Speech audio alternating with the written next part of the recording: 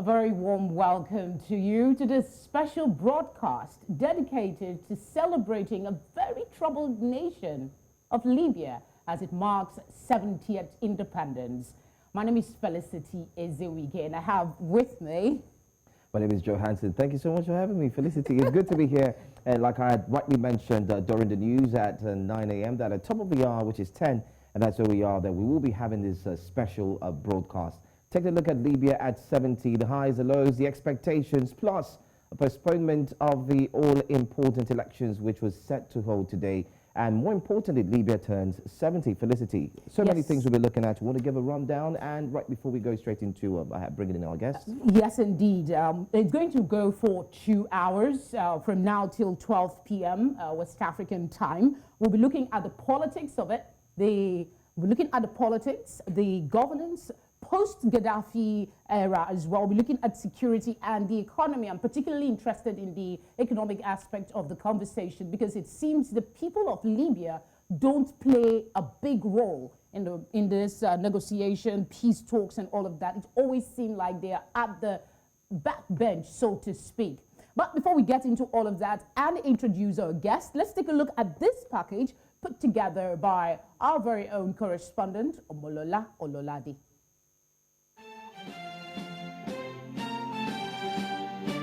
Libya became an Italian colony in 1912 following the war between the Ottoman Empire and Italy from September 29, 1911 to October 18, 1912. After its defeat in World War II, Italy lost control of Libya. The United Nations organization then took over the country while its control was divided between Britain and France. However, Libya gained independence from its colonial masters, France and Britain, on December 24, 1951. In 1969, the country's head of state, Mohammed Gaddafi, came into power as a result of a coup d'etat. In 1977, he proclaimed the People's Revolution, changed the name of the country, and established revolutionary committees to replace political parties. His policies, a mix of socialism and direct democracy, gave access to good health care while generally improving living conditions for all Libyans. A country of about 6 million people, it remains a tribal society controlled by parental and family ties, even down to their football clubs. This complicates political movement and makes any effective political quorum impossible. Now the North African country celebrates its 70th anniversary amidst the lingering crisis, while looking forward to its first elections after the death of the former head of state, Mohammed Gaddafi. Libyans have voiced a mix of frustration and anxiety after the election set for December 24, which coincided with the Independence Day, was postponed to January 24, 2022, due to disputes over its legal basis and candidacies of several controversial figures. While the delay remains another setback in Libya's interminable transition after 42 years of dictatorship and a decade of civil war, it is hoped that the new regime will bring relative calm and peace. Happy Independence Day, Libya. Omolola Ololade reporting for News Central. Wonderful package right there by Omolola Ololade, our very own reporter here at News Central. We're Africa First, and if you just tuned in, this is a special broadcast taking a look at Libya, especially now that they are celebrating 70 years of independence. Without further ado, we'll be going straight to introducing our guest. Our first guest today who joins us, his name is Dr. David Masanga, an African public affairs analyst. Thank you so much for being here this morning. Here's Not to Learn. We also have joining us Executive Director, the Afro Middle East Center, Naeem Gina. Thank you as well for being here as we mark a very important day in the annals of history, and we are looking at Libya at 70. So, gentlemen, first of all, I'd like to ask one big question. How does it feel like seeing a country that has faced so much problems here and there, celebrating 70 years? I'll start with you first, Naeem. Well, I think for all countries on the African continent, the celebration of their independence, the end of, at least formally, the end of colonialism is always a big thing. In the Libyan case, I think it's quite bittersweet. For the past more than a decade, Libya has been embroiled in two civil wars, for which we really don't see the end at the moment. So part of that 70 years has been quite glorious, great gains, some losses, but I think that the past decade is cause for much concern. Dr. Matsanga, let me come to you. The biggest news yesterday was the postponement, the formal confirmation of the postponement of the elections that were expected to begin the process of healing for the people of Libya. What does this mean, this postponement of the election of the people? First of all, to our viewers across the globe, I can't say we are celebrating Libya. I am crying and weeping for Libya. I am crying because Libya was an example of an Africa that we wanted. I'm crying because I'm one of the few people who wrote the last letter to President Museveni and the African Union to save Libya, to go and take a plane to take Gaddafi out of Libya. I'm crying because Resolution 1970 of the United Nations Security Council, which allowed Libya to be bombarded to reduce it to rebels, the type of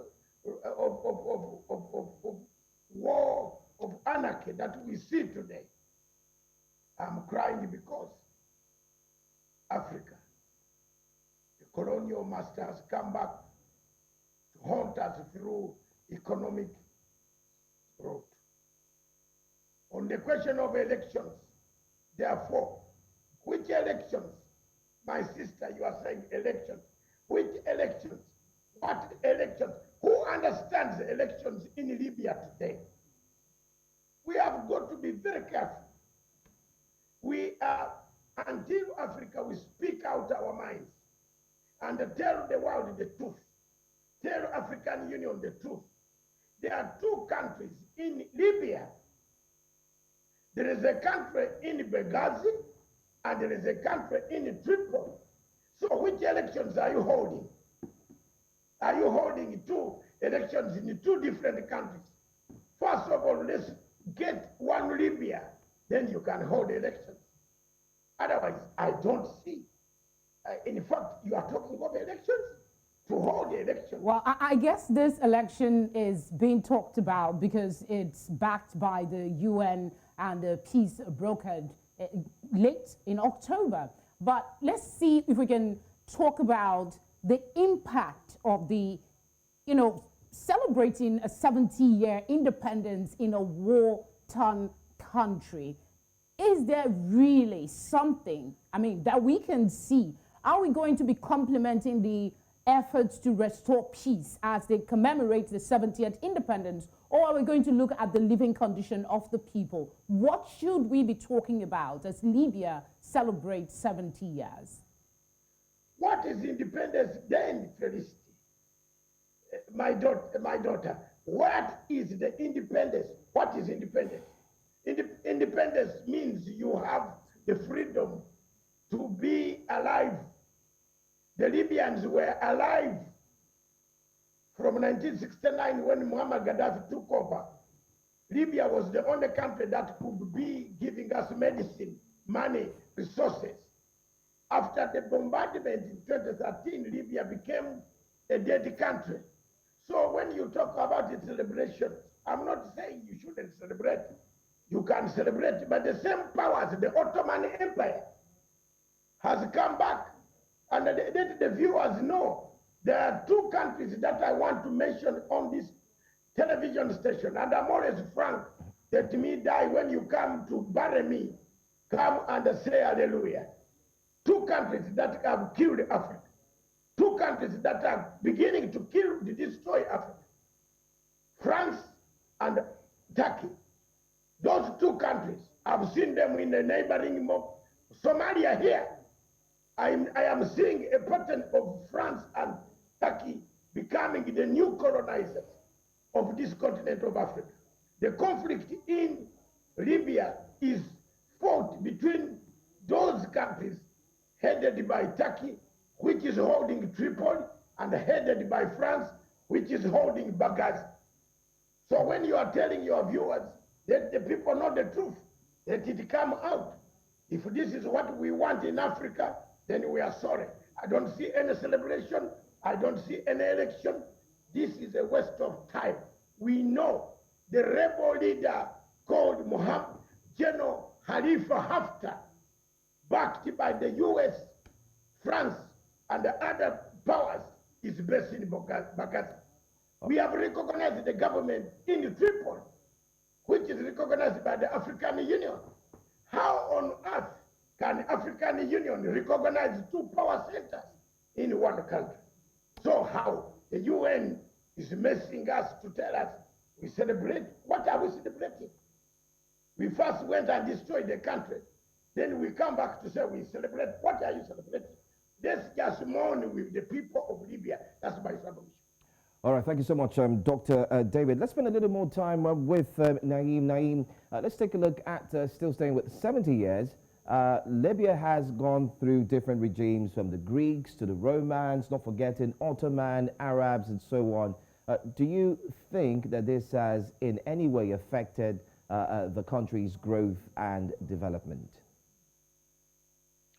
Well, I mean, as the other guest said, from 1969, after the coup of Gaddafi, there certainly was, in terms of development and the economy, huge improvement in the country.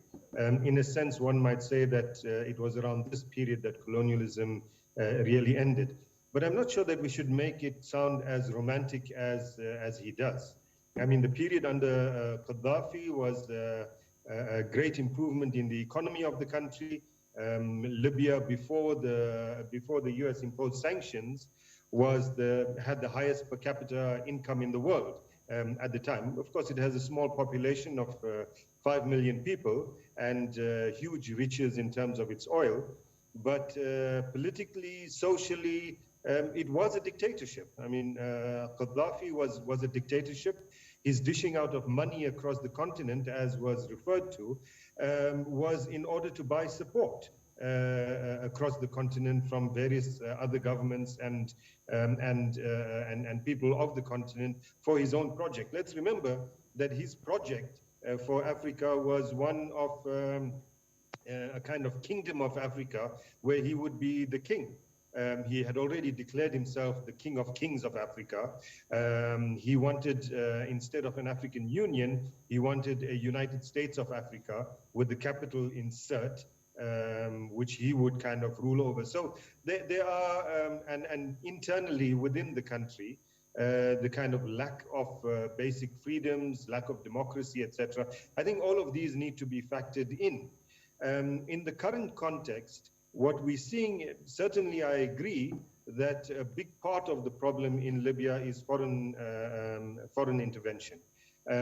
This is not just, we're not just talking about France and Turkey. Of course, we're talking about Egypt, we're talking about the United Arab Emirates, both of which support Khalifa Haftar, Italy, which supports supported the government in Tripoli. But what we have seen since the end of the siege, just over a year and a half or so ago, the siege by Khalifa Haftar on the capital city, on Tripoli, the renewal of the peace process, a peace process that promises to lead towards some kind of resolution to the almost decade crisis in that country. Unfortunately, I think that the place where we are at is that too much of store has been placed, particularly by outside powers, including the United Nations, by the way. Too much store has been placed on the elections as a kind of silver bullet to end civil war and end civil strife, without giving due consideration to a longer process that will, as the other guest said, a process that will lead to a united Libya. When we talk about process, I mean, we have to start from somewhere. When you talk about process, what do you have in mind? Because the situation seems complex. You have different factions, each trying to find supremacy. Well, when I'm talking about a process, you know, jumping into an election, in the current situation that you have, 98 presidential candidates, only half a dozen of whom are actually known by people, 3 or 4 of those candidates being under huge contention, one being a warlord, one being sought by the International Criminal Court, the other who earlier this year promised that he would not run for elections, and a fourth who crafted a law around the elections that would suit him. I mean, these are just some of the problems. And no matter who wins the election, there will be large parts of Libyan society that will not accept that winner in terms of the president, but also in terms of a parliament. So what is required is a process that will bring in not just a few from among the elites in Libya to a conference table and work out an arrangement and then just impose an election on the people. What is required is a process, a longer process that begins on the ground at municipal level. In fact, at municipal level, in many places in Libya, perhaps apart from Tripoli, governments actually work. Local governments actually work. People work. People who are elected work, and they deliver services. A process that begins at that level to support the governance structures, to build up those structures, to include ordinary people into a process towards determining how they want to see a future Libya, rather than just jumping into an election. The election should come at the end of that process, where people speak about what they want to see in a future Libya, what they want to see in terms of a peaceful solution, and how that would impact on their future lives, what kind of electoral system they would want to have. All of that is kind of tossed out of the window with the United Nations envoys meeting with the few from the elite and working out a solution that people are left ignorant about largely. Yeah, you make a lot of points, Naim, and I would really love to take you up on the foreign interests. They are working, it seems, to bring peace to Libya, but there is also interior motives. We'll come to that in a bit. We just want to stay with the plan for this program this morning. So we'll just take a look at this feature from the NATO invasion, and then we'll come back and have a conversation. We'll bring Matsanga back into the conversation.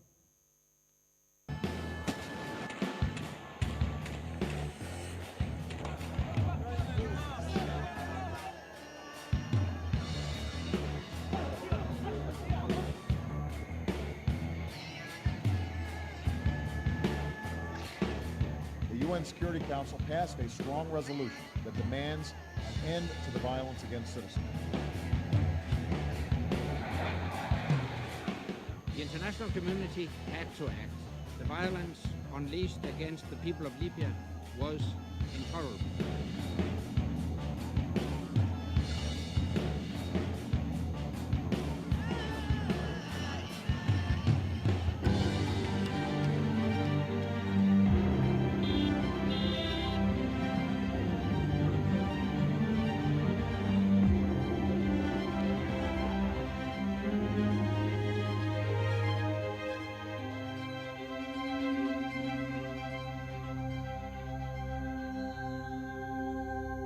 Demonstrations against him.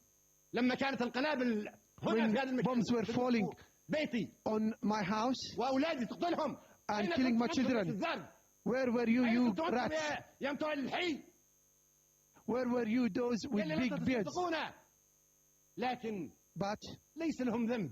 they have no, شبان. I don't blame in these youths. أبدا هم صغار السن. They are young people, 16, 17, 18. But there is a group that is, I feel they are sick. مندسة في المدن تعطي الحبوب. In a group giving money and these tablets, elimination tablets, to these young people. very young people, في هذه pushing them المعركة الجانبية. towards this side war.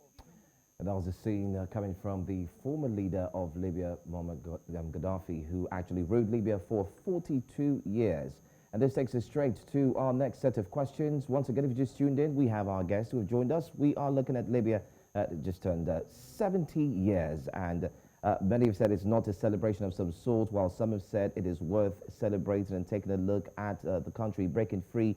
But have they really broken free from international bodies, and you could say countries who are also part of making policies? Well, no doubt our guests are here to break it down. Dr. David Masanga, and not forgetting Naeem Gina. Thank you so much for staying here. Let's go straight and look at one big question, the North Atlantic Treaty Organization, and not forgetting to the United Nations, given deadlines and going ahead to even impose sanctions and ensure that Libya couldn't have gotten enough, especially with the rule of Gaddafi. But one big question comes to mind.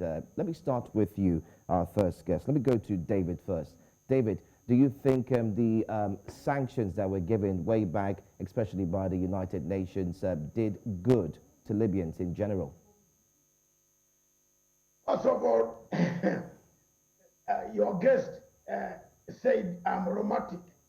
Romantic in the sense that it is true. Between 1969, my colleague, Libya was romantic. I'm one of the few people who visited Tripoli, and you could feel the romance. Romance was there. A student comes out of university, is paid $500, $5,000 if you marry a new wedded family. A student given $5,000 to start off what you want to do. Was that not romance? It was. Under dictatorship.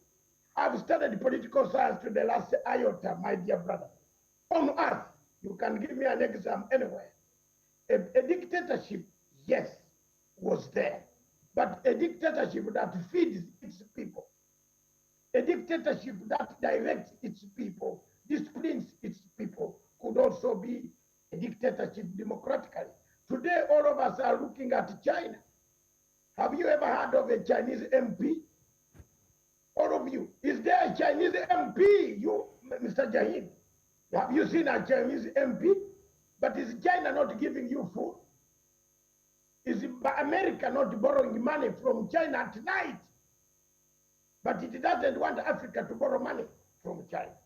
Are they giving you? A dictatorship that gives food is worse than a dictator that gives you the slogans of democracy, the slogans of this and that. Yes, we agree Muammar Gaddafi had a few shortcomings, and I agree with you. But for you to go and bomb a country, leave it to its God and God themselves. Look at the ramifications of killing of Muammar Gaddafi. Today we have Boko Haram in the Sahara region, the entire Sahara region up to Mali. We have rebels of ISIS, the Al-Qaeda of Maghreb. My dear brother, you study the Middle East. I don't know your organization does what. You should tell the people about all this. Gaddafi told you at the end, when he was dying, the last speech, in one of the speeches, he said, "You are Mr. killing Matanga, me." not to interrupt you. Can I make my point? Gaddafi told us, "You are killing me, but you are leaving the terrorists." And Gaddafi had kept North Africa under check, under control. We did not have a lot of problems in Northern Africa. Coming to your question. But even then, I mean, you say they had a lot going for them, though it wasn't perfect. But that was not a democracy, was it? And what we're looking for is democracy for the people of Libya. My dear, how many people in Africa understand democracy? Do you understand democracy? Do I understand democracy from Uganda? What is democracy? Najid, what is democracy? The United States took 250 years to understand democracy. And still we have people jumping on the White House, on that building. What is it, the building? and they want to destroy it, and you call it democracy. Democracy is a wider aspect. If you read the Plato Republic, you will find that democracy is defined in a wider context. It is difficult to define democracy. Yes, there are basic rights that we need, but Africa has not yet reached the level of democracy that you can compare. And instead of containing a leader, you come and share the entire country. My argument is this: why didn't NATO come down and take out Gaddafi alone and leave the rest of Libya intact?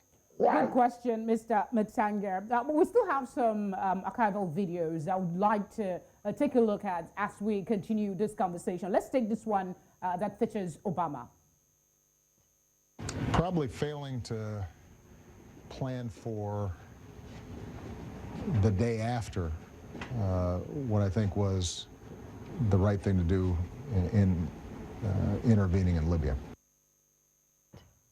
Probably failing to plan for the day after what I think was the right thing to do in intervening in Libya. Probably failing to plan for the day after what I think was the right thing to do in intervening in Libya. All right, so that was the 44th President of the United States of America, President Barack Obama. And of course, we know he spoke tough concerning Libya. And we also heard what he said right there. Decisions that were taken, the right thing to do, no doubt. And David has spoken quite frankly. But of course, I can also see Naeem. I'm sure you want to nibble some things right there in the bud. So let's give you that opening. So go ahead. What do you have to say about that? Just to add quickly, for your response, Naeem, is the foreign interest. I think it still plays within the NATO invasion and the response from the U.S. afterwards, like we saw with Obama. So that role and the interest, aside from looking for peace for the people of Libya. Sure, that's what I want to focus on. But let me just say that in the question that you asked in terms of the sanctions that were imposed on Libya, decades of sanctions. I mean, I mentioned earlier that before the sanctions, Libya had the highest per capita income in the world. They, mainly as a result of the natural resources, the sanctions really brought the Libyan economy to its knees. People in Libya began to experience some sense of poverty as a result of the sanctions. They were completely cut off. I mean, if you wanted to travel from whether Uganda, Nigeria, or South Africa to Libya, to Tripoli, you'd either have to go by road or you'd have to go to Malta and take a boat, for example, etc. So the sanctions really were extremly difficult, but they were foreshadowing, in a sense, of the role that foreign powers were to play later in Libya. As a South African, I should say that to our shame, South Africa supported in the United Nations both Resolution 1970 and 1973. Which opened the way for the carpet bombing of Libya by NATO forces, and particularly France in that instance. In a sense, the United States and Obama were the junior partners in that, particularly France. But it was a NATO intervention, and the NATO objective was quite simply to get rid of Gaddafi. Now, whatever I might think of Gaddafi's rule and his dictatorship and his not allowing Libyans basic freedoms, political and civil freedoms, the reality is that it was not the role or right of a foreign power like NATO and its various members to intervene in the way that they did, reducing, as David said, reducing Libya to rubble in many places, and starting the process of the kind of situation we now see with all of these militia that exist. And so since 2011, when the NATO intervention began, we found a number of foreign powers then getting involved. And clearly, as David said, none of these did it for altruistic reasons. None of them really did it because they loved Libyans or they wanted to see a better Libya. All of them did it for their own particular interests. Whether you're talking about NATO as a whole, whether you talk about France, the United States, Italy, Turkey, Egypt, the United Arab Emirates, all of these have played and continue to play a big role in the Libyan crisis. And all of them are for their own particular purposes. For some of them, it's economic reasons. Libya's oil and gas resources, Libya's access to the Mediterranean. For some, it's for geopolitical reasons, Libya's borders, etc. But whatever the case might be, all of these foreign powers are making a mess in Libya. And the United Nations has unfortunately, in many instances over the past decade, not helped the process. I mean, in the current context, with the election that was due to take place today, one of the United Nations envoys, for example, supported Aguila Saleh's law that he passed that split the elections into two, saying that there should only be a presidential election today and a parliamentary election would be delayed, etc. And that caused a big problem. So even the UN has not played the kind of role that is required. And so Libyans have, to a large extent, become pawns of various regional and international actors. Some of those in the neighborhood have tried very hard to resolve the problem, particularly Tunisia and Algeria, but that has not been sufficient. Clearly, the role of foreign powers, regional and international, and outside the continent, has been a huge problem. And let me just end on this note that David mentioned, for example, and I mentioned the two resolutions, 1970 and 1973. The fact is that the African Union, after the passage of 1973 and before the NATO bombing, did attempt to intervene to find a resolution, intervene to find a way in which to get Gaddafi out of there and allow Libyans to shape their own destiny. If that intervention were allowed to succeed, Libya today would have been a completely different country, but it was not allowed to succeed. In fact, a delegation of heads of African states that were about to go again to Tripoli on yet another visit after, I think, 2 visits, were then warned by NATO that they were going to start bombing and for their own safety they should not go. And so once again, we found that a solution that could have been found by the continental body was not allowed to be found in favor of a massive and destructive military intervention by powers outside the continent. That's quite interesting. But let's take a look at some of these facts before I go to you, David. First of all, April 30, NATO forces engage in airstrikes, of course, affecting the house of Muammar Gaddafi. And also, particularly, we saw in October 20, 2011, that particular day, that fateful day where rebel fighters were able to lay hold of Gaddafi. And of course, that led to his death. Earlier on, before our guest Naeem spoke, we also saw the 44th President of the United States, Obama, saying that one of the mistakes they made was that they did not plan for life after that incident. They didn't plan for that. Do you think, let me go to you, David, first. Do you think that some of these actions that were carried out did happen because of underlying interests? Could there have been some underlying interest, maybe in the oil, maybe in the boom that Gaddafi brought? Yes. I will begin by answering you straight, yes. And it is now, we shall prove it at the end of this. Please go ahead. First of all, I want to thank Mr. Naeem. He's a South African, and I want to be very blank, very direct to you. My brother, thank you for bringing that point of South Africa.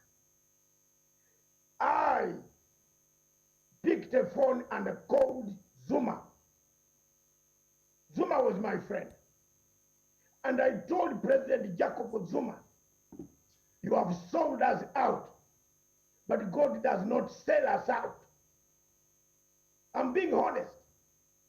The 5 presidents that you mentioned that were on their way to Bamako when a coup took place, President Mugabe had given us a plan. I am now telling you. And I don't care about France because I don't eat frogs. I don't care. I'm sorry. I stick to my point. I don't need a passport to go to France. The French influenced Mr. Zuma, and him go and research this. You're South African. Why Zuma? God is hunting down Zuma, and he will not leave that prison. You know, because Zuma betrayed Gaddafi. Zuma betrayed African Union on the United Nations Security Council. Germany abstained. Brazil abstained. India abstained. South Africa came. If South Africa had abstained, Libya would not have been bombed. The resolution would have What solution would you have predicted in the time of Gaddafi? If you can speak briefly on this so we can go to other areas. Yes, it's coming off what you're saying. Yes, I am saying, I agree with what Nahim was saying. On resolution 1970, if South Africa had abstained, part of the problem is us Africans. You see, we are on the Security Council. We looked for this resolution, and one African country, and the French, who had influence on Zuma, who later on tied down and threw Zuma out, and revealed all his secrets about the arms deals, and he went to prison. You see that? You see what it is now? We failed Africa. 2, for me, I have Obama, and I've said it. We should have, if I were NATO, Felicity, I've already said it. If I were NATO, I would have gone out for, if I hate Gaddafi so much, I should have gone out precisely. Those tomahawks can go for Gaddafi alone. Right. But not to go and, not to go and bomb the entire. They had interest. The interest is now being seen. What is the interest? The oil. The oil that they have been siphoning illegally for all these years. Okay, Mr. Masanga, they have interest. Of course, there will always be interest. But at the end of the day, were they able to do some good? I'll come back to you with that question. My sister, don't leave that hanging to our viewers. That okay, go ahead. There is anything good they did. What have they done? What have they done? They have got Assisi. Let me tell you something that will shock you in that chair. They have got Assisi, Khalifa Haftar. They have trained 300 rebels or 1,000 rebels from Chad. The rebels left Egypt, southern Chad, Libya. They went and killed President Idris of Chad. Gentlemen, let's take a look at one of the statements that was made by Tony Blair. And this time, we would like to link it to your response. Let's just take a look at this. I can tell you today, obviously, Libya is a real security problem. It's a security problem, actually, for us, I think, here. But I don't think you can make the judgment as to whether it would be better if we hadn't intervened, because then you've got to say, well, how would that have then played out as Gaddafi tried to cling on to power and others tried to remove him? And you can look at Syria today, where we didn't intervene, by the way, and say it's even worse. We came, we saw, he died. We came, we saw, he died. We came, we saw, he died. So this seems to be a cause for worry, we might say. Listening to those statements, first of all, the former British Prime Minister is saying that he doesn't know if it was a good thing that they intervened at first. So there seems to be a case of we could have from one aspect and another one, maybe we shouldn't have. And then we're also seeing Hillary Clinton right there, a former United States presidential aspirant also going out to say, well, we came, we saw, and we conquered. But what has the conquer, in quotes, done for Libyans? I'll go to you straight, Naeem. Let's take a look at these statements that you just heard and saw. You shouldn't have played those clips, the very, very angering clips.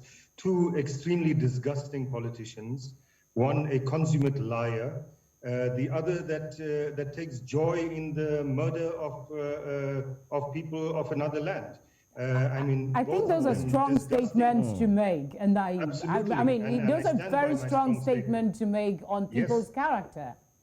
Yes, they are very strong, and I make them very carefully. Tony Blair has been proven to be a consummate liar. He lied even in that clip about the British role in Syria. Of course, the British had a role in Syria. They planned for the attack on Libya quite carefully. They knew what they were doing. To say that it's a mistake, etc., is really not acceptable. As for Hillary Clinton, it's clear. These were not Americans dying, so she didn't care. That was perhaps the most illustrative comment of hers on the issue. Certainly, she was talking only about Gaddafi, but that comment of hers relates to the Libyan people in general. She said other things about Libyans in general as well. Absolutely despicable and disgusting.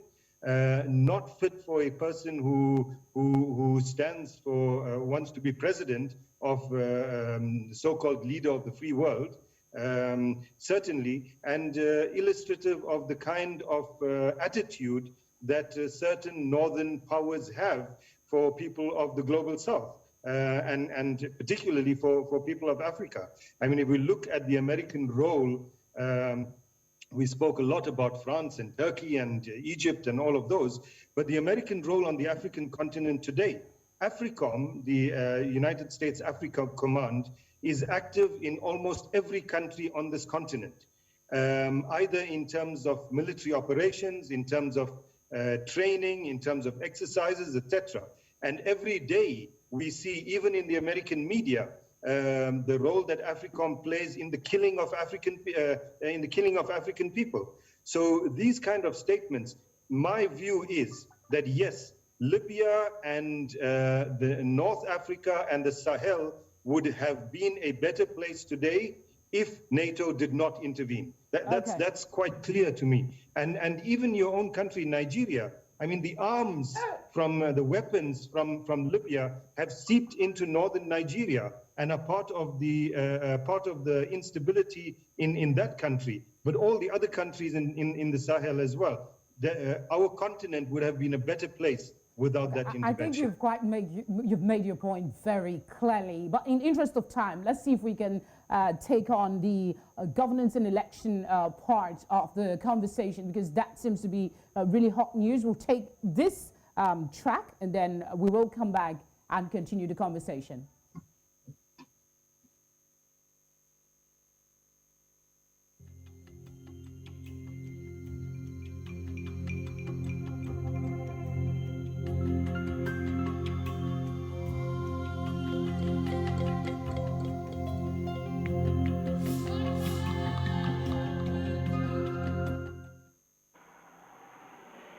الحقيقة أن تأجيل الانتخابات كان جاء في وقت غير مناسب. الحقيقة أن كل الشارع الليبي كان ينتظر نتيجة هذه الانتخابات وما ستسفر عنها من نتائج، سواء فاز طرف أو خسر طرف.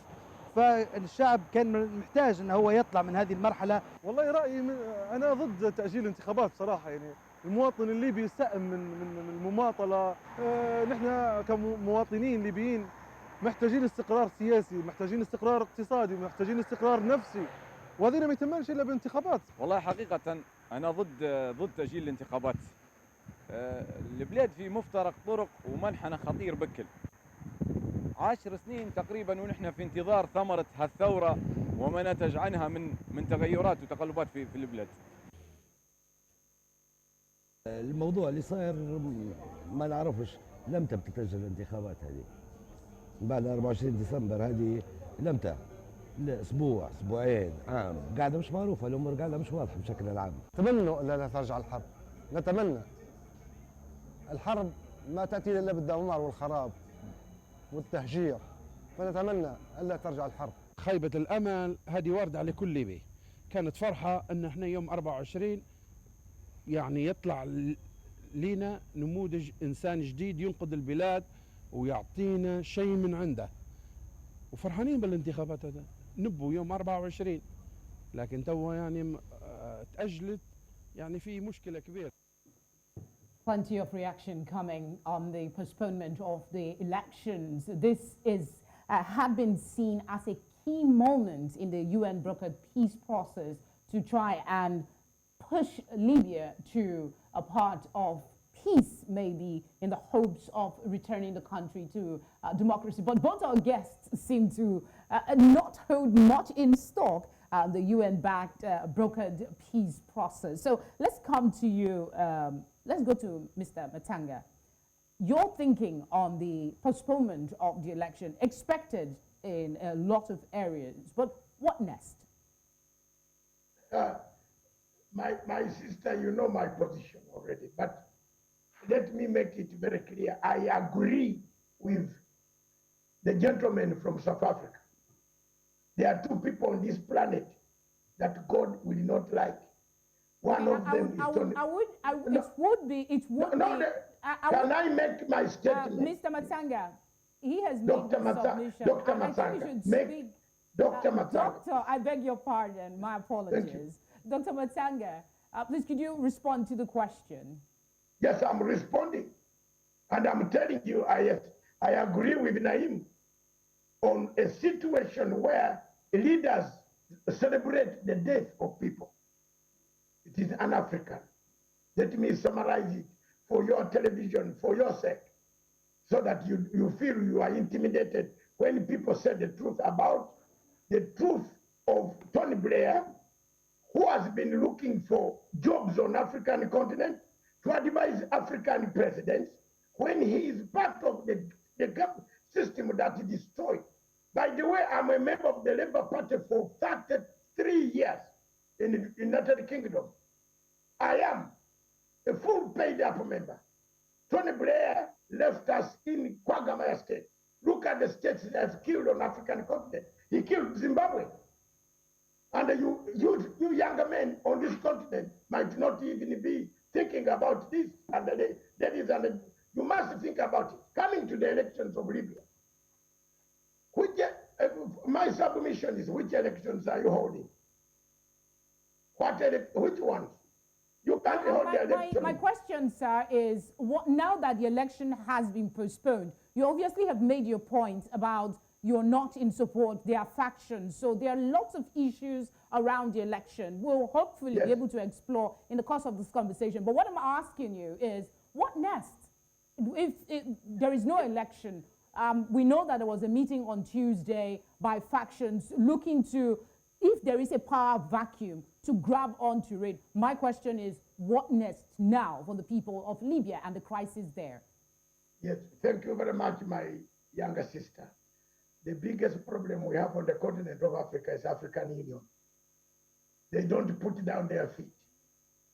Do you know they have added to the confusion that is in Libya? They know very well they have recognized one government, which is in Tripoli. They stick there. And at the same time, the same African Union has gone through the chairperson of African Union, formerly Assisi, General Assisi, across in Egypt. He actually brought in another government, which was again recognized by African Union. So the only way forward that I want to say, the only way forward is you can't trust. Look at this, you can't trust any of these places, any of these international agencies.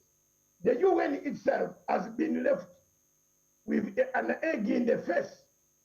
It can't now tell us credibly it is neutral, because it has not looked at Libya. It is looking at even, siding with one side. The only thing that we can do for Libya, just as other countries in Africa are looking for a way to survive, to have a Libya, I think, for me, I don't know how Naim will think about it. But there are two types of Libya today. One is those in Benghazi and those in Tripoli. I think for the world to be frank, if I were in power in the UN and other agencies, we would just go ahead and divide it. All right. Naim, I want to come to you quickly before my colleague comes in. Staying with the election postponement, I'd like to get your thoughts on that. And then to chip in to ask that more than 2.4 million out of 2.8 million registered voters have collected their voting cards over the past month. This is, I think, from the UN. This is a UN sourced information. It seems people are eager to vote. What do you think? I mean, some of them that spoke to us on the tracks we saw earlier wanted the elections to hold in the hopes that it will help the process of peace. So where does that leave the people in all of this after you speak on your position on the postponement of the elections? Sorry, I lost you for a while. Is that question for me? Yes, Naim, that question is for you. I'm saying that a lot of, almost 80%, over 80% of the people that registered to vote have collected their voter's card, signifying a willingness to participate in the elections that has now been cancelled. I'm asking you what your thinking is on the postponement of the election, and how do we marry that to the willingness of the people to participate in a process that they hope will usher in an era of peace? I think that the election being postponed was absolutely necessary. I'm pretty sure that if the election took place today, that it could unleash a new round of violence, which Libya really doesn't need. So I think it was wise to postpone the election. The Electoral Commission has proposed the 24th of January for the election to take place. The reality is that I'm not sure that within the next month the different groups will be able to resolve the differences they have. For example, on the electoral law, if you have an election on the 24th of January, should it be presidential and parliamentary or just presidential, for example, as a critical question. So I think that the question of what next, the parliament still has to pass the date of the 24th. I suspect that they won't. And I suspect that and I believe that what is required is a much more careful kind of political process. And oftentimes, the processes with big fanfare taking place in European capitals, with UN envoys, etc., don't necessarily deliver the results that are required, but it is quieter processes that can do so. Unlike David, I still have some faith and confidence in the African continent and even the AU. And I think that a quieter, below the radar process of attempting to reconcile the different factions within Libya that takes place outside of Libya, on the African continent, without any fanfare, without any media, etc., could arrive at some kind of a way forward that could be useful for Libyans. I mean, I think that the clips you played earlier on, the interviews with people on the street, etc., is extremely illustrative. After 10 years, people are exhausted of the civil war that has taken place. I mean, even just this week, on Tuesday, parts of Tripoli were just blocked off by some or other militia. Last week, a similar thing happened as well. People are exhausted by all of this. People want peace and people want stability. They've been fed the idea that they will get peace with an election. I don't believe that is correct. So what people are saying in those clips... The lack of election, there doesn't seem to be any structure in place. There are so many factions. What becomes of this government of national unity that was expected to help the process of transition to a democracy? Well, this is the other question that they can't agree on: is what happens to this? What happens to this government of unity? Look, I think that, as I said, what is required is an outside process by perhaps states or actors who have no interest in either side, no interest in Libya's resources, etc., to work with the different factions, and the different factions include militias, they include the rebel army of Haftar, they include the House of Representatives in Benghazi, they include the Prime Minister in Tripoli, but they also include mayors of various cities, etc., who have been quietly working very hard.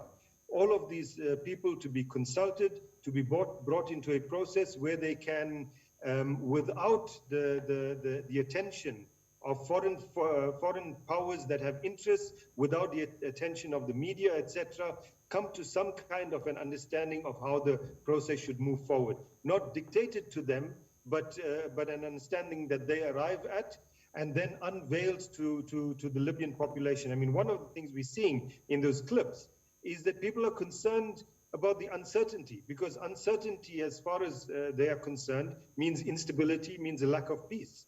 If there's a certainty about the process moving forward, that will allay some of those fears. But simply to say, we'll have an election in a month's time, without teasing out what the implications of that election might be, is, I mean, if Khalifa Haftar doesn't become president, if there was an election today and Haftar doesn't become president, what's to say that tomorrow he wouldn't besiege Tripoli again? Because he is that kind, I mean, he's a warlord. What's to say that other militia whose candidates might not win won't just besiege parts of Tripoli or other parts of the country? What you need is a process that then ends with an election, not a process that begins with an election. All right. Okay, let's take a look at the fact that this election was equally postponed, and we heard a lot of people, just like you saw in the video, who are actually suing for peace. But 98 candidates in one election, 98.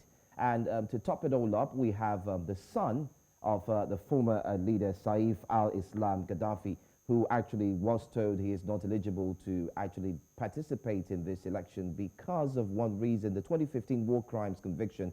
But now he is back. He is also listed as a candidate. And not forget to do Khalifa Haftar, who's also there. So with all these power tussles, let me go straight to you, David, first. How long is needed to actually get this right? It's been postponed to the 24th of January 2022. But is there a possibility? That's a proposal. My sister and my brother and my two brothers in the studio, even if you postpone for 1 million years, the reasons that Naim has told you are not going to allow an election in that country. One warlord will come and take over and besiege, take on Tripoli, and then there will be no election. So the best thing we can do is this. When you reach a point of no return, when you reach a final destiny, and you see there's a cliffhanger, do you turn back? Do you follow that side? Or do you stand in the middle and say, instead of falling this way, you take that side, I take this side. I think for me, in any normal thinking person, we want a united Africa, yes. We want an integrated Africa, yes. But now, the two cultures of Benghazi and Tripoli are not together. Two, international agencies like ICC have come in also to play a factor. They have, for example, I've been struggling. I'm one of the few people who actually disagreed with Fatou Bensouda on Saidi Gaddafi. I'm one of the few, the ones you have been hearing about, an international activist on ICC, against ICC, going to beat Saidi Gaddafi. That young man, when he came to London School of Economics, we shared a platform. Those days when he was invited, he was there. I told the British government, please help this guy to be there, and maybe he could be somehow reasonable. He studied economics and political science in London. Now, look at the whole mess. The ICC is a UN body pushing to indict one of the candidates or two of the candidates. Now, if these two candidates win an election in Libya, what will you do with them? You are the UN. That's why there is a tussle. I agree with Naim that maybe new countries that have no interest in Libya can come out and make a framework. Which are these countries, if I may ask? Naim talked about it earlier. Who are these outsiders that would have no interest, really, that will come in to help make things happen? Africa, if African Union, if we were united, unfortunately, my sister, can I tell you a secret, open one here? African Union, again, has been bought by France. Muhammad Faki, that that's just an allegation. That's just, you make a lot of allegations towards Sanya. David, were there signed documents? Did you see the documents? Okay, I will go to my website. Can I tell you? Go ahead. Go to my intelligence reports, and I want to give you the www.panafricanforum.ltd.com. Your producer will produce. I put the report to Kagame. It was discussed by heads of state. Okay, I would rather we stay on the suggestion to a solution, please. Okay. Yes, a solution would have come better from African Union if we were united. But African Union, again, has taken sides. One of the biggest armies in Africa is from Egypt. Egypt has taken, and it is the big brother around that region. And you can see Egypt has now brought in the UAE, it has brought in some other countries and Gulf states that are supporting the African, the dismembering of Libya. So we need neutral countries that have no big interest, like, let's say, one of the countries in the world, Brazil, for example, India, for example. It doesn't have much to hold on because they know what democracy is. We need a panel of independent countries that have nothing to do with either the colonial traits, which can come together, form a group of independent, non-aligned countries that can negotiate and bring the people of Libya together without it. But David, yes. But David, there is a regional bloc that takes care of Africa, and that's the African Union. Do you think they would allow other countries that are outside this regional bloc to come in and try to scuffle or settle, rather, the issues that are ongoing there in Libya? Do you know, we are the only few living people who solve the problem in Africa. I and Thabo Mbeki. We solved the Darfur crisis. Thabo Mbeki, I think Naim will tell you, Matanga, Thabo Mbeki, and others, we went to Darfur. We resolved that conflict. People went back home. They settled and agreed.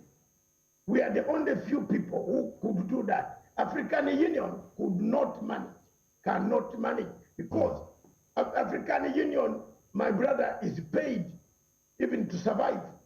Our African Union has been rented.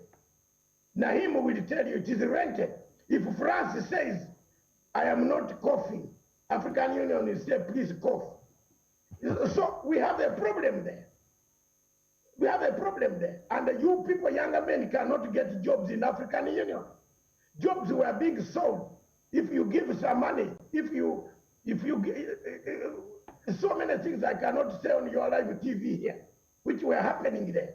Muhammad Faki, like a Xi Jinping, who prevented the plane of 5 heads of state working with the DSGE, the external intelligence system of France, to frustrate the 5 presidents from picking Gaddafi.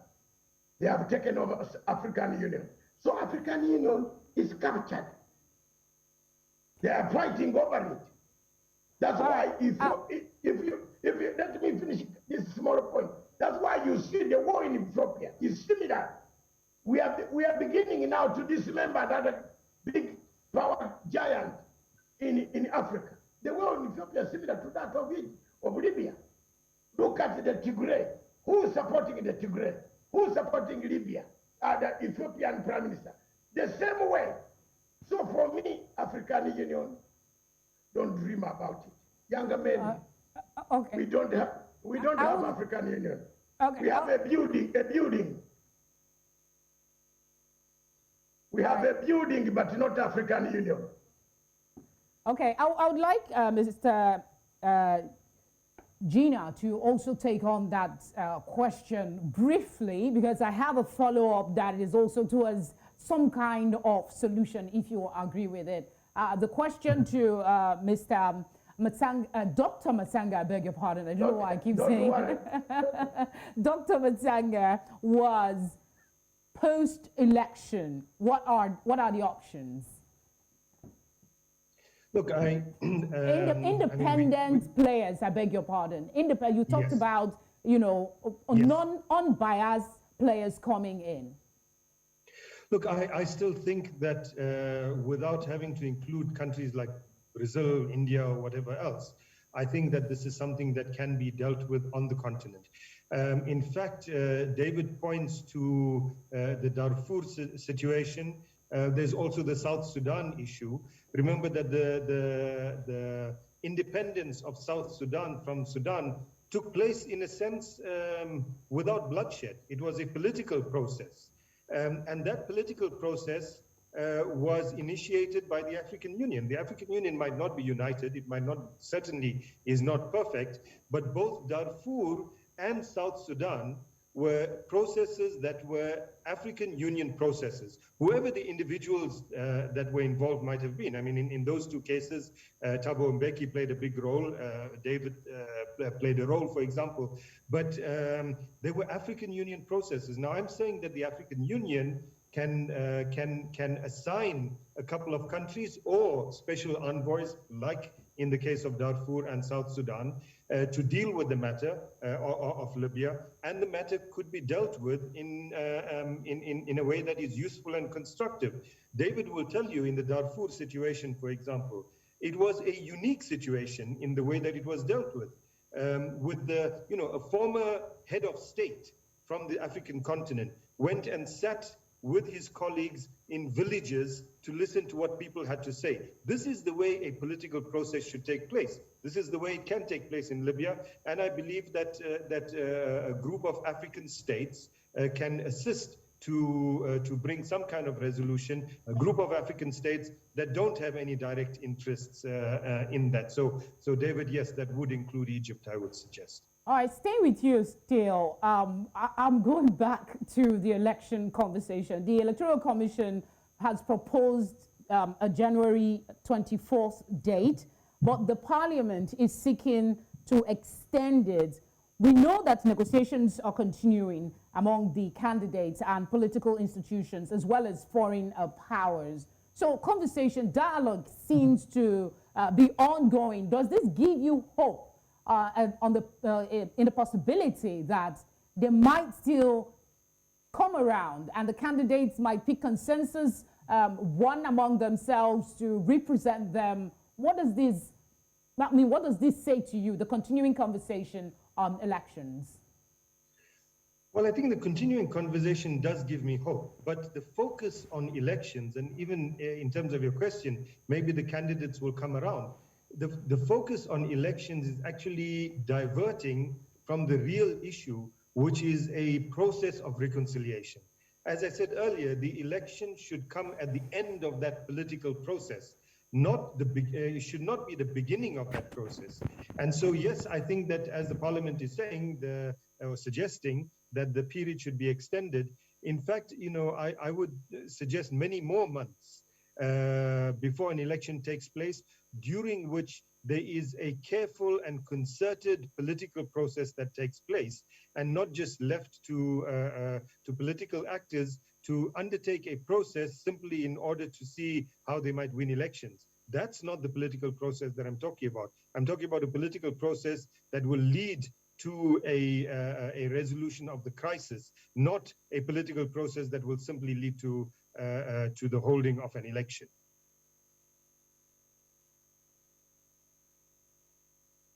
I'd like us to focus our attention on just three of them, because they've played a major role in line with bringing Libya back to where it should be, right before we go back to the Gaddafi era. First of all, let's take a look at the interim premier.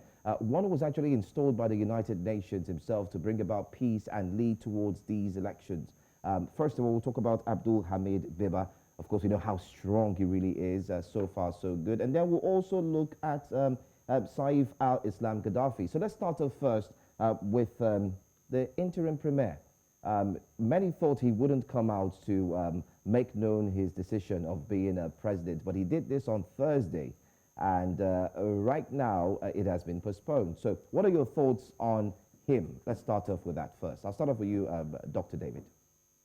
Let me tell you, the whole Libyan scenario is a scenario of warlords versus civil society. And I don't know whether you people see the divide. The other side of Benghazi, there is no civil society there. No. People is full of civil servants, former UN ambassadors, civil society activists who hated Gaddafi. So when you talk about this, bear that in mind, that this other side is armed. If you don't give them, they will come in another way. Whereas this other side of Tripoli is purely civil society, like my sister Felicity talking about democracy and human rights. So now the two are different completely. Why I abide the idea of Nahim, that we need first some time to bring what we call a redemption strategy, the healing of a nation. If you are interested in hearing the word Libya as a whole, not Libya A and Libya B, we need a healing process. What the UN has not done with the United Nations Security Council, and it is good, I'm going to bring it to His Excellency President Uhuru Kenyatta, is now a member of the United Nations Security Council on a rotational basis to see, I'll discuss with their officials here, to see why they cannot, first of all, heal the wounds of both sides and bring one Libya together. All right, Dr. David, permit me to go back to my question and present the three. We're narrowing the three candidates, and let's have a little spotlight on them briefly. Let's know what you think about them, because 98 candidates. I'm going to start first of all. We have Abdul Hamid Biba. I've mentioned his name. We also have Khalifa Haftar, don't forget, and then we also have Saif al-Islam Gaddafi. Three of them. Let's start with Saif first. His dad was killed, was murdered. Him coming back to power. What are your thoughts, first of all, as a candidate and possible winner, in fact? He will unite the country. He has the full support of the British government. I'm now telling you what I should not have told you. He's a student from London School of Economics. They like him. They saved him. And I want to tell you the truth. They saved him from death through their network. Don't ask me about the network. I'm a soldier by background, so I know. So the man who can now bring back, and who is most likely to be part and the parcel of Khalifa Haftar, or Khalifa Haftar will be part and the parcel, because there is that allegiance. There is that allegiance, and look analytically, there is an allegiance between Said Gaddafi and Khalifa Haftar. Those two could unite into one. Because Khalifa Haftar would have killed Said Gaddafi. But because of the remembrance of the father, they worked together. They seem to have a sense of nationalism, that, okay, this is the son. You know, Said Gaddafi was captured in the territory of Khalifa Haftar. You would have killed him. So those two could unite. This other one is George Soros funded the Open Society Foundation. Let me speak Ugandan English. That's how President Museveni speaks in foundation. You know, this is civil society. Naim knows that. These are people funded by George Soros. And outfit of the American CIA that comes and topples government. Now they have just placed it there for purposes. Can you see that the man who was declared to become a president is a puppet of the West? That's why they allowed Ottoman Empire, the Turks, to bring their warships and arms and men into Tripoli. If there was another country that came and invaded, they would have thrown it to sanctions. Have you seen anybody making noise about it? Turkey invading Tripoli? Nobody. So this candidate is their candidate. It's the one they are propping up in against these two. So the two men there could become united. They are going to be talked to. They will become united. And once they are united, then you know the two military versus the civil society. It cannot be like in Khartoum, where people come on the streets every day. The population is too small. It's scattered all over the desert. Yes. Interesting submission from you, Dr. Matsanga. We understand the executive director, the Afro-Middle East Center, Naim Gina, has had to leave us. We thank him very much in absentia.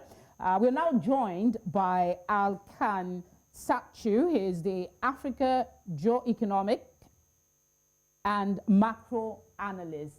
Thank you very much for joining us. He joins us from Nairobi, Kenya. It's a pleasure. Thank you for having me. You're welcome. Okay, let's put you on the hot seat immediately and take on the question of security and the economy. I want to start with freedom of expression in Libya as they mark the 70th independence. The guests we've had so far don't seem to have think that there is a lot to celebrate for a country that has been divided by violence and chaos. Let's start with getting your submission as the country marks 70 years, and then we want you to speak on the freedom of expression in Libya. So I unfortunately was unable to hear what your previous guest said, but you know, the decapitation of Colonel Gaddafi was part of an era of regime change, which Western powers were conducting during that period, which came to a stop, which was stopped by President Putin in Syria when he sort of stood up and stood behind President Assad and essentially stopped that sequence of regime change. In the case of Libya, clearly, it's, you know, post the intervention that we witnessed, it has been a disaster and a debacle. Libya's become a playground of proxy war playground. You have in the east, you have Haftar, Colonel Haftar, who's being supported by the likes of the UAE, some European powers and others. You've got the government in Tripoli, which is being supported by Turkey. And really, it's been now a decade where you've had no consistent government. You've seen the economy crater, and really the livelihoods of people, which was the highest livelihood on the African continent, has dramatically gone down. With respect to freedom of expression, I think, you know, I would be hard-pressed to define the current environment as one where people can speak freely. I think it's clear that they can't. And frankly, if they did have an election, if they do have an election eventually, because they're meant to have one, as you know, I think the date was actually set for today. If they do have an election and they allowed everybody to stand, I'm sure Colonel Gaddafi's son would actually win that election. So we don't have democracy. We have a proxy war where different powers are jockeying for position, and we have a situation which is a complete and total mess. It's very unfortunate. I'm not saying Gaddafi was necessarily the best leader, but I mean, he was considerably better than what has come after. And this is part of the problem that we endured, you know, with that whole policy of changing regimes. You would fixate on an individual, but at no time did Western powers develop a durable system afterwards. And Afghanistan is another good example. It took them 20 years to work out they couldn't do what they wanted to do, and they left. And it's very unfortunate. All right, before we bring in Dr. Matsanga again, I'd like to quickly take your thoughts on elections that has been postponed.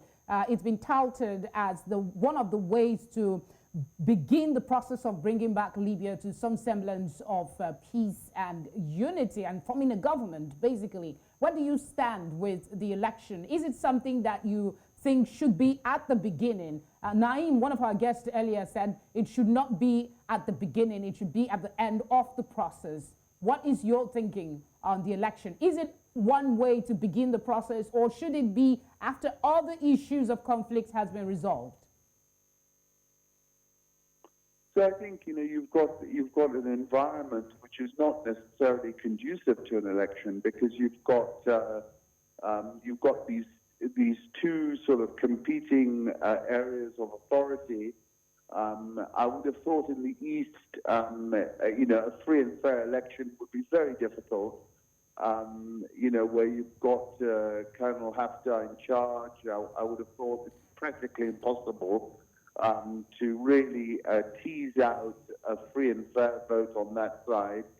I think, basically, I think, you know, it's difficult to talk about an election when you're in an environment such as Libya's, where you've got a civil war, essentially. So until you stabilize the situation, I think once you stabilize it, then and if you are prepared to allow everybody to stand and not to disqualify people based on, you know, their name or so forth, then it's possible to have an election.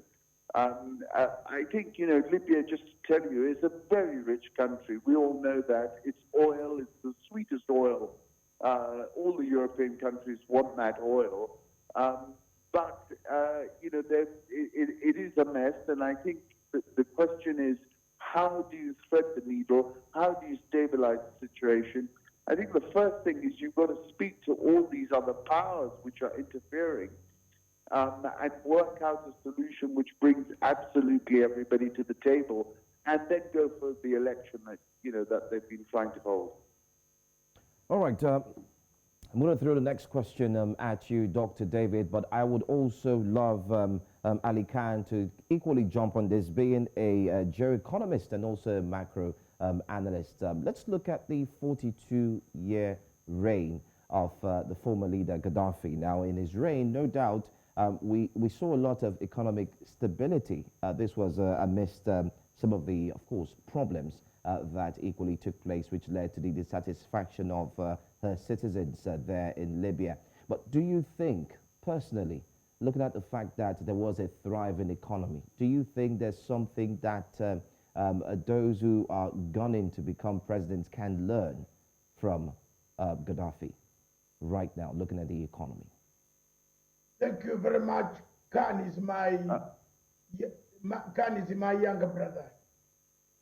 We always meet and we have always talked, exchanged a lot of good things in Kenya, in the conferences. He's a very good friend of mine with Jeff Koinange and others.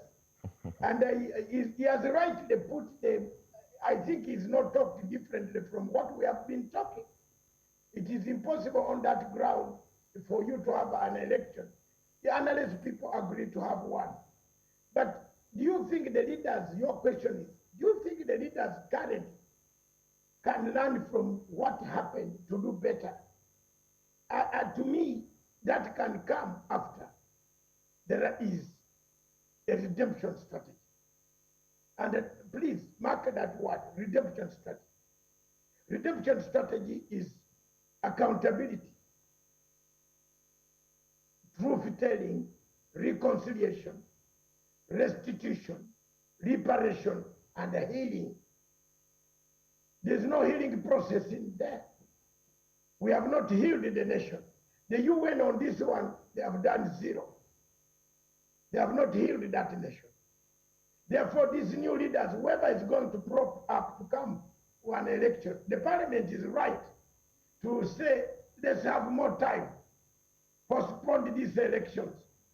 Let's first of all seek a peace, however fragile it is. Let it be a fragile arrangement, but let there be a semblance of a national government, a government where Haftar has submitted himself to the whims of sovereignty of a state called Libya. But if you are going to do it without Haftar, without Gaddafi, without others who have indicated one of these guys or two of them will go back to the bush and start fighting. So the best thing we can do is, at the moment, the international community, the AU and other agencies come, name them. Let's come together, the European Union, to find an all-inclusive somehow, where all factors come in on a round table and bring Libyans of whatever they are, including Al-Qaeda. Let's not do the mess we did in Syria. You have seen what we did, what America did in Syria when they gave arms to ISIS, and ISIS turned on them. So let's not do that mess. Let's first of all look for an all-inclusive shade of opinion. Even if it is fragile, then you can declare an election, and what Fasi, my sister, has been talking about democracy, can start slowly to come. When that hatred, you know, at the moment, sister, people are annoyed. People are annoyed. People who used to have money don't have the money. People who used to have drive cars, who used to have medicine, who used to go to school, their children are not going to school. There are no schools. Okay. The whole place has been bombed upside down.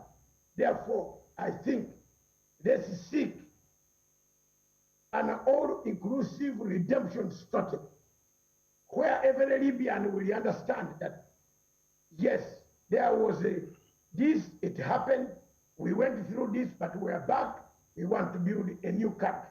Then we can now throw elections to them. All right. Let me throw the same question to Ali Khan. Ali Khan, let's stick to the economy. Don't forget that during the time of the Gaddafi, there was indeed, we saw the irrigation of farming lands. He also focused precisely on education, literacy as well. But like I asked earlier, do you think there's anything that can be learned from his regime? So I thank the good doctor for his kind words. I would also say, you know, we know Colonel Gaddafi was a little idiosyncratic. He was famous for pitching his tent in all kinds of places.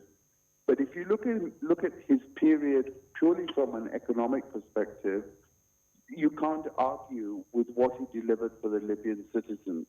He delivered education, healthcare, a high standard of living, an inclusive economy. You know, there was no Libyan left behind, and really it was a well-positioned economy.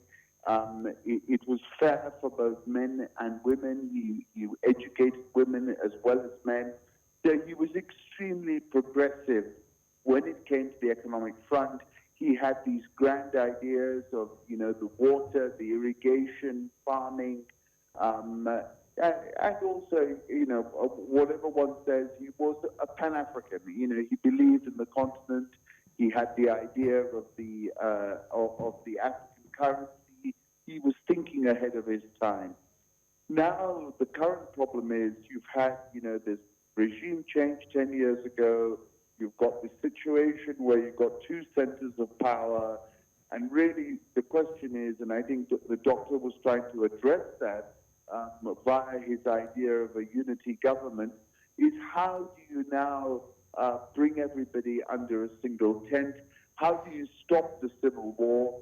It's interesting that really, you know, in many ways, the civil war was fought to a standstill because of the intervention of Turkish drones, because Haftar was winning until that point, and then the Turks stalemated him via the drone intervention, by all accounts. So I think, you know, look, this is a country with huge potential.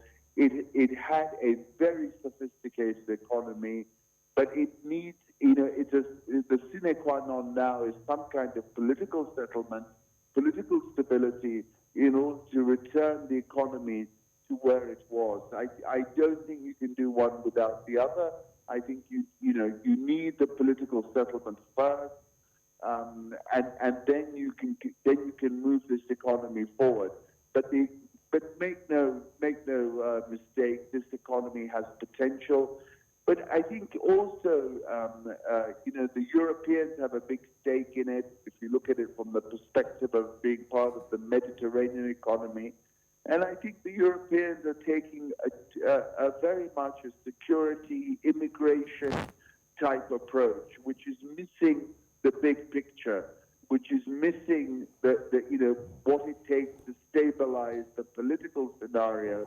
They're concerned simply with stopping, many of our people crossing the Mediterranean into Europe, and they seem to be just focusing primarily on that security immigration aspect. I think they need to step up and play a bigger role. I think, the UAE, which has become such a big player, and not always a positive one, in Africa, from the Horn of Africa to the Northern Africa, also need to be checked, because, their vision of the future is one of, is not necessarily a democratic one. So I think, we've got to look at the political aspect first. If you can fix that, very complicated, fiendishly difficult, then you can start fixing the economy and getting Libya back to where it should be.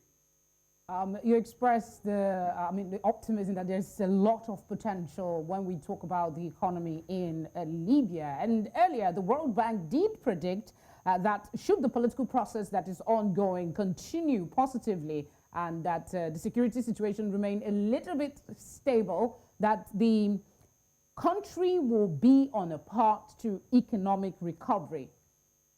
But then this prediction is null now, isn't it? Considering the fact that the election has been postponed, there is no certainty, and people are trying to see how they can grab power. We know of the meeting on Tuesday. What's your thinking here?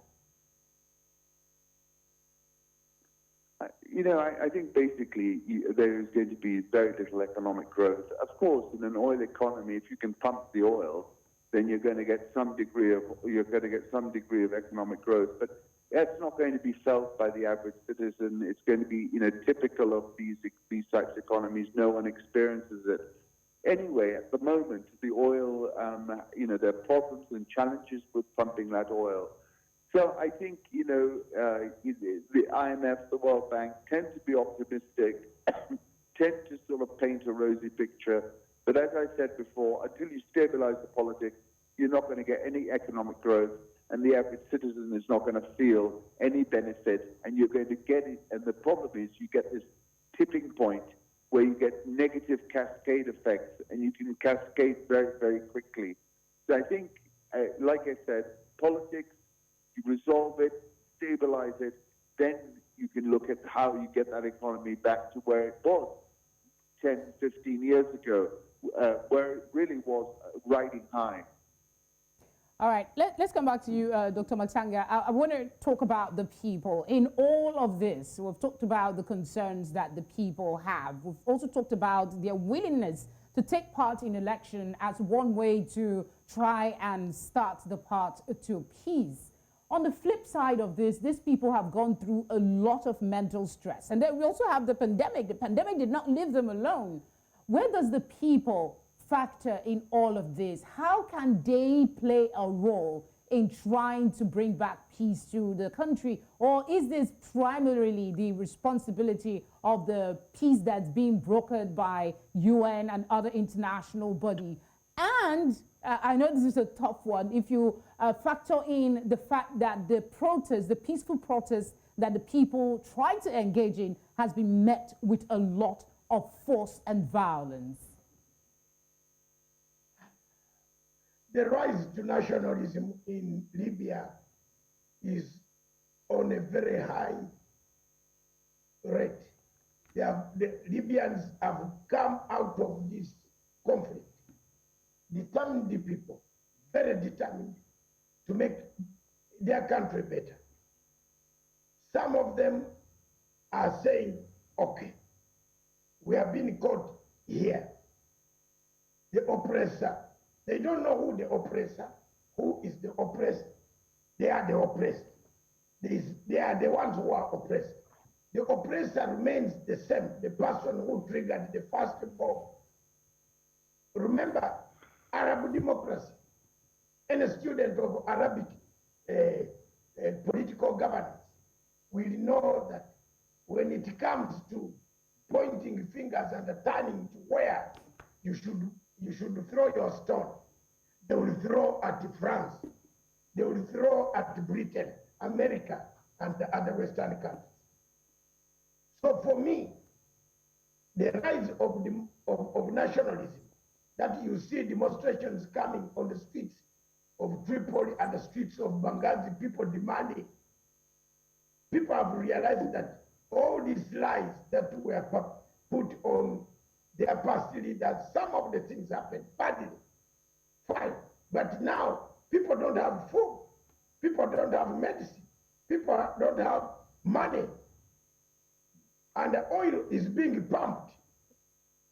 Remember, Khan will tell you that when we go, why are people, can I tell you one thing, why the world is fearing to call a conference on Libya?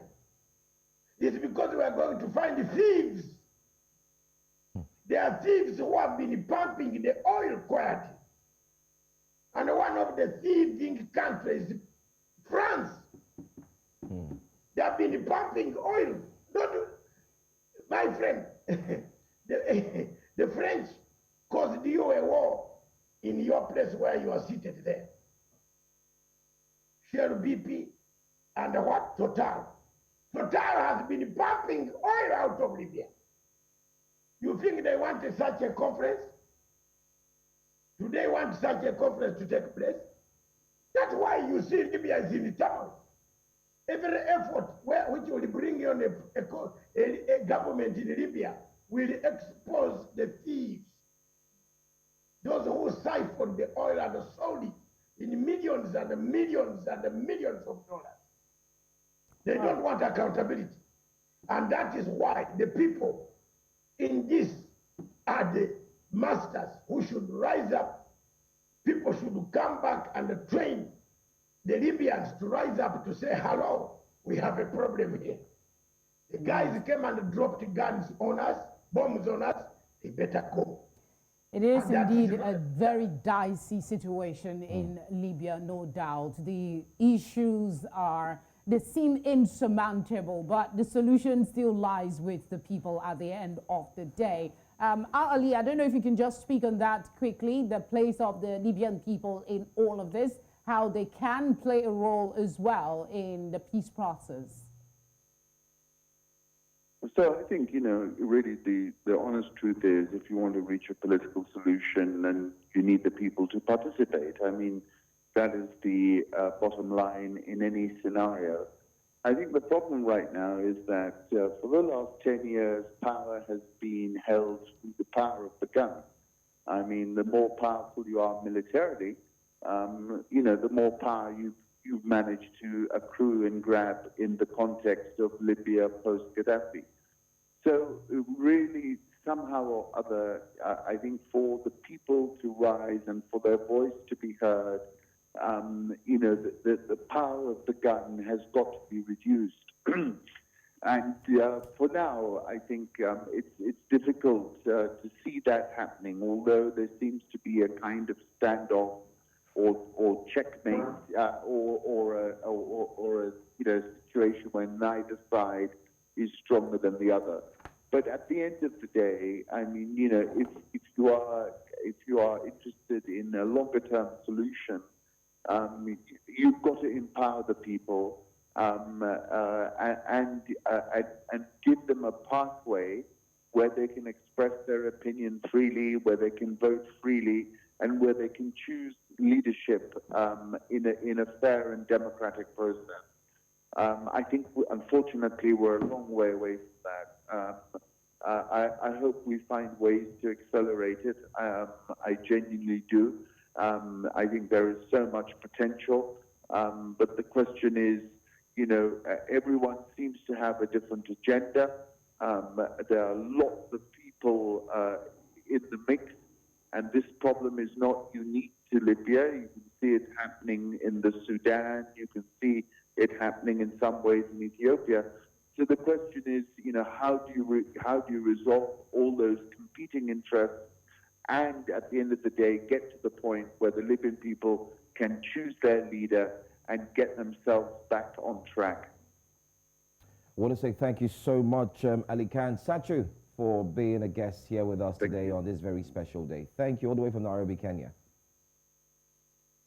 Also, I want to say thank you so much to Dr. David Basanga. Thank you so much as well for being here. Staying with us for close to 2 hours and giving his summations as well. Thank you so much. I can see you're having a great time, by the way. Cooling off, probably. Cooling off, probably. Relaxing, so to say. I mean, it's been a very enlightening conversation, a very emotionally draining one, I must say, because at the end of the day, you see that the reality, the people that are trying to find a solution to some degree are removed from the reality of the suffering of the ordinary citizens in Libya, and they just want peace. They want to get back to their life. We're hoping, like our guests have suggested, that they can find a political solution, a dialogue that could, start off the process of peace in the very, very troubled Libya. Hopefully, by the time they mark the next anniversary, we'll have something cheerier to talk about other than the postponement of the election and the crisis there is. No doubt. Well, that summation is also what many of us are holding on to.